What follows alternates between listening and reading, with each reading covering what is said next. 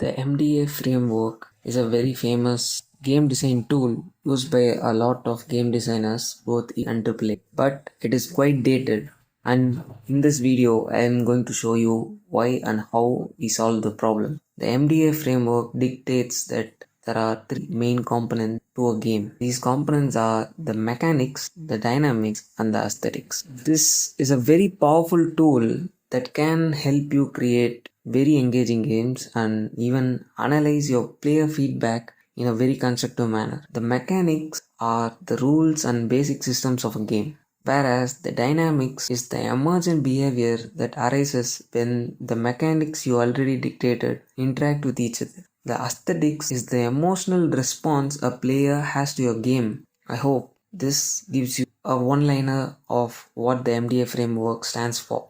Now in this video, I'm going to be tackling why dynamics as a layer is very opaque and why it is very underrated or understood. It is normally considered to be something of emergent behavior and not utilized properly or explored properly in many cases. This is a problem I am starting to see in a lot of these small games I play on, and it makes me sad that people are ready to actually do the job, they are ready to actually explore, but they don't know what kind of direction that can help them. Let me show you what dynamics is. Dynamics is first of all very crucial because, as you could have seen from the earlier diagram, it is the crucial bridge that makes mechanics translate to aesthetics and completes the cycle again. The right dynamics can actually make your game much interesting in a player.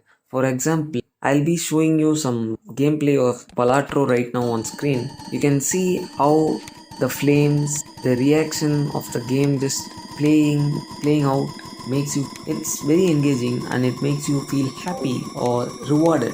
My goal with this video is to help designers understand that dynamics can actually predict how players can interact with their games. It is all about a game of prediction. It is kind of a meta game where the designer plays with the player whereas the player plays with the game.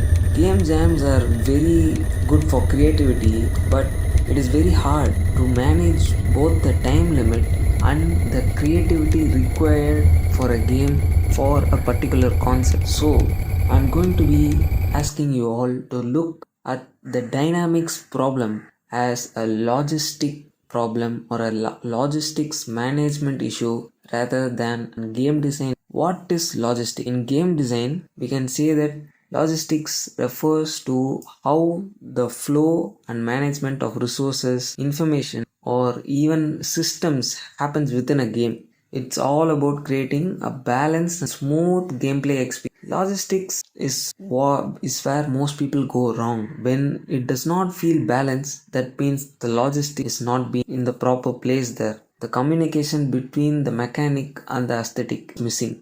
By using a proper approach, by applying logistical principles to game development, you can ensure very primitive and very core principles of game design like optimizing pacing. Maybe it can maintain your game economy, and my favorite thing is that it ensures that players stay in the flow zone, and by making the player in the flow zone for longer periods of time, it ensures that the progression actually feels fair and doesn't be punishing or too easy. One of the examples I want to show is that when I was reading through reviews of Risk of Rain 2, I heard a player say that they didn't like the balancing of the game where drizzle was very easy and the middle option. I never play the middle option. I usually play drizzle or monsoon. But they said the middle option was something like it was so tough for them, and that made me get shocked a lot because logistics is right for that options actually. In Risk of Rain 2, from the perspective of a player, all I can say is if you're dying in the middle option, that means you're not jumping around enough. And the same thing applies to the highest difficulty monsoon in the game. If you are not moving fast enough, you will get killed. That is how it is. So this is what I this is what I wanted to show as an example for you. See, when you look at the dynamics problem as a dynamic thing, it checks for emergent values, it checks for conditions, it checks for stuff like that. All I'm saying is discard that idea, okay? Now look at it as an purely logistics problem. Your only currency you have to look for is flow. Check if the game flow is being smooth. Check if the progression is actually challenging and also skillful. Does it keep you engaged as a designer when you play through it? Do you think it will be engaging to a player when they play through this? If you want to identify these flow issues, just observe player behavior, or if you are an indie developer, just meta analyze yourself, just introspect or retrospect whatever is more suitable to your development process regarding how you behave when you play. Do you suddenly feel stuck by using certain mechanics? Do you feel bored, frustrated even? If you have any of these, that means you have a flow problem. You need to do some logistical improvements to your game. To fix your flow issues, what I would suggest is that just fiddle with the difficulty progression, okay? Just try to control the amount of enemies, maybe try to control the health of the enemies first. I don't mind, like, just touch the smaller parts first, okay? And if that does not work, that means you need a new mechanic.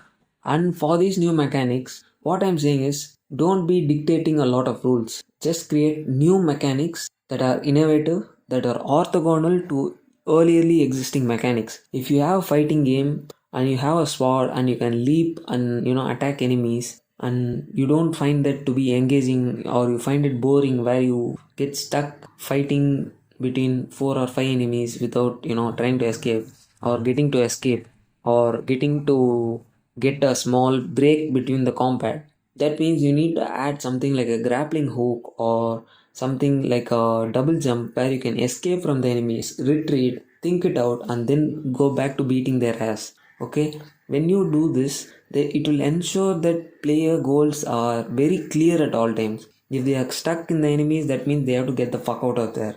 And if if they are out of there and then they feel confident enough to come back and fight again, that means that's a great example of flow.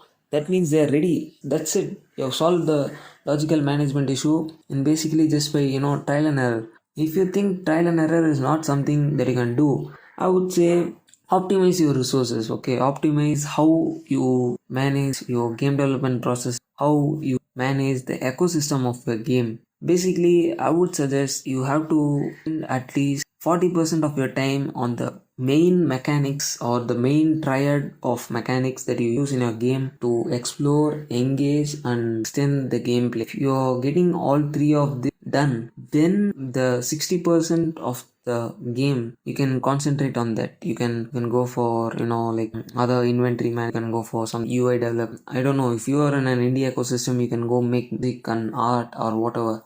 But first, dedicate 40% of your game development efforts to these things. How the player is made to explore, how the player is engaging, and how the player their gameplay. How you decide, or how you know the game is working or not working. I hope this helps you out. What we have covered today is that we looked at the MDF framework and we understood what dynamics is, and how by reframing the dynamics problem as a logistics problem, we can manage the resources and the systems in our games better. Always remember, great games are not built on great ideas. They are built on solid foundational designs, and they often need a lot of careful observation and balance. It's all about rechanging and tweaking numbers, mechanics, even entire systems to better fit the aesthetics of the game and convey the ideas better. I encourage you very much to apply this concept to your own game design project, your own game. If you found this video helpful, please like, subscribe, share your thoughts in the comments.